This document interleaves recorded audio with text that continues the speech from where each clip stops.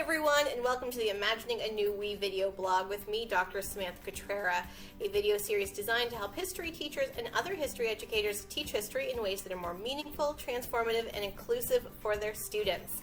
So when I started the Pandemic Pedagogy series, I don't know if you can hear a cat back there. There's a cat beside me too. It's going to be a cat-filled conversation today.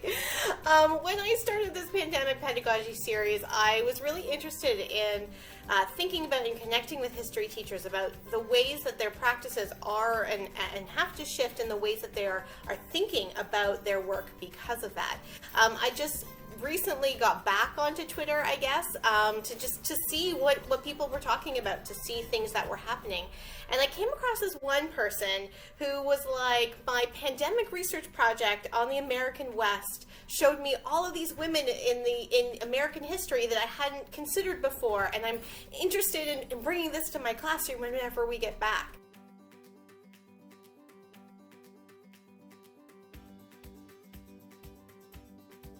And I was like, yes, this is the type of thing that's so interesting, because I know not everyone has time for that, and that's totally fine. Definitely no judgment.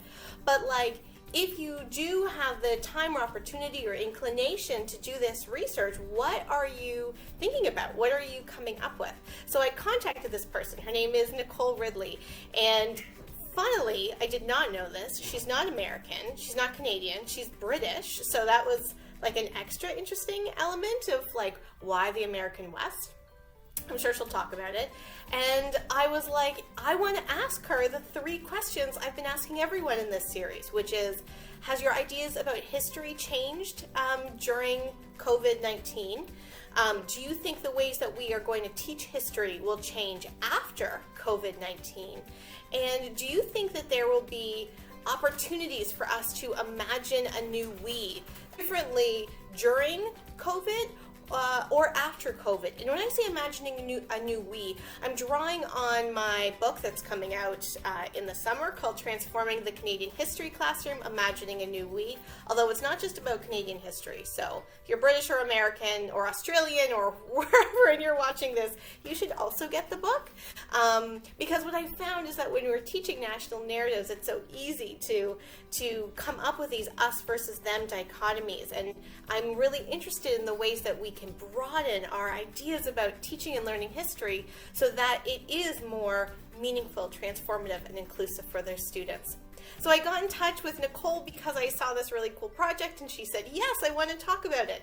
So we're going to talk to Nicole today. Nicole is a teacher in Hull, England. She teaches at a comprehensive school for grades or for ages 11 to 16. And she also runs a blog called Tea and Learning with a friend of hers. I'll provide a link to the blog below. She's interested in developing networks. Oh, you can see one here. Interested in developing networks of teachers in Hull, particularly. But I think because she's on Twitter, like international, I'm sure can help support and develop that network as well. So I can't wait to talk with her about the American West in England from Canada. So let's go over to Nicole.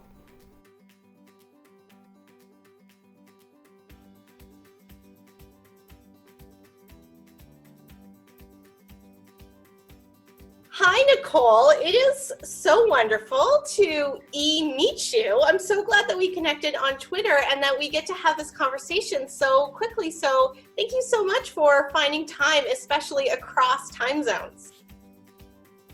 No, thank you for having me. It's a really exciting opportunity. Do you want to really quickly introduce yourself before we get started talking? Okay. My name's Nicole Ridley. I'm a history teacher in Hull in England, and I run a blog called Tea and Learning with my friend and colleague Hannah Betts. And I wrote a blog on the women in the American West, which is what you saw, and how we can get more women into that. Yeah, and I remember like your tweet said something like, this is going to, like, part of my pandemic research project is going to be on women in the American West. And that was so intriguing to me because I know not everyone has time to do research, and I said in my introduction, like, no pressure for those history teachers that don't have that time. But it's kind of interesting that you thought of this time to do research. So the first question that I like to ask is, how you thought about history any different because of this time? And maybe it is like thinking about history differently brought you to the blog, or maybe just having the time to do other research maybe shifted your ideas about history. So have you thought about history any differently during COVID-19? I think I'd started to think about it differently and trying to make the history that I was delivering diverse and representative, because it's a big focus of particularly the English history teachers on Twitter at the moment. And Helen Snelson and the network in York called York Clio has been producing some what they call slot-ins for history teachers so that they can put diverse history into their lessons. So I was plugged in, but then when the outbreak started and we got put into lockdown, I had time. So I picked an area that I wanted to improve on. That was the American West, and kind of put that lens on it and thought, does it fit? Am I being representative and diverse? And the answer was most definitely no. So I started research. And so why the American West? Because I also said in the introduction, I didn't realize you were British until we started emailing. And so why the American West? It was one of our courses that I know very, very little about, and shockingly little about American history in general. So it was something that I wanted to become stronger on as a teacher. And originally when I'd been looking through it, I'd liked it, but I felt like it was a little bit flat as a history, and I wasn't really engaging with it. And then once I'd realised that there were so many women missing, and once I started to research it and realised the scope of their experience and how nuanced it was and how much impact they had on the story, I connected with it a lot more, and now I really like it. So what are some things then that you learned during your research that has helped you, that you've pulled out to be like, these are definitely things I want to communicate to my students. These are the elements of history that my students are really going to be transformed by, perhaps? I think it was the amount of agency that women had in themselves. And every time I'd been reading it, it was women following their husbands across the Oregon Trail and going with their husbands to do this, and the men had taken them in this place, and that wasn't the reality or their lived experience in a lot of cases. It was, I want to be a pioneer, you want to go, I'm going to come with you. And they refused to be left behind. And even, I think it's Luenza Wilson that I was reading about, when she got there, she set up this business with her husband. They couldn't quite get the gold, but they set up a hotel. Then her husband left her, so she just carried on. And the successful women all over the West that were just not in what I had to teach and deliver. To me, whenever I engage with women's history, it's just national history, it just features women, it reminds me of how so much of history is based on our current perceptions, right? So we like to think that the women were all docile and had no agency in the past, and then we dig into the past and we see that's not true. Has this caused you to rethink other histories that you have taught because of the learning from the American West? I definitely think it's going to. I'm kind of at the beginning of, I still have so much more to learn about the American West and the women in it, and especially the racial dynamic of it as well. How does the experience of white women crossing the Oregon Trail not compare to, but is different to Native American women and things like that? And I think that is a lesson that I would learn and take to other areas of my teaching. Well, and also that there were quite a lot of Black women, too, in the American West, because, a migration after slavery, but but also just ways to have what's the word I'm looking for, like free communities. And so again, like we don't really get to hear about that. It's interesting the digging that has to be done. And like you hear about this word of digging through history a lot. What kind of sources are you using? Are they different than the sources you would have used if you didn't have this time? Yes, yeah, I think so. I remember getting really angry at the beginning because I was like, I should not be having to work this hard just to find some women's names. And I found a lot of white women straight away, obviously. It was harder to find Black women and Hispanic women. I don't have any Asian women at the moment, so if you know of any. And I was lucky in that I have access to academic journals through my university alumni access. So I was using a lot of them, reading academic papers, doing really deep Google searches into whatever primary sources I could find. But I think particularly if you don't have time or you don't have access to the academic work, it's an issue. And then from Britain as well, where we don't have the sources coming up on a Google search, it takes a really long time to try and find any of this. Yeah, I mean, I know that's a barrier for a lot of teachers, the time to do research, the sitting and just doing that digging and doing that exploring. And not all teachers will have time to do that, but if there is like this kernel of thing that they're interested in, that there can be a world of stuff. And that's why I think networks are really interesting and helpful, and it's cool that you are interested in developing more of a network to share that, because you don't need to do it as well as your colleague at another school, right?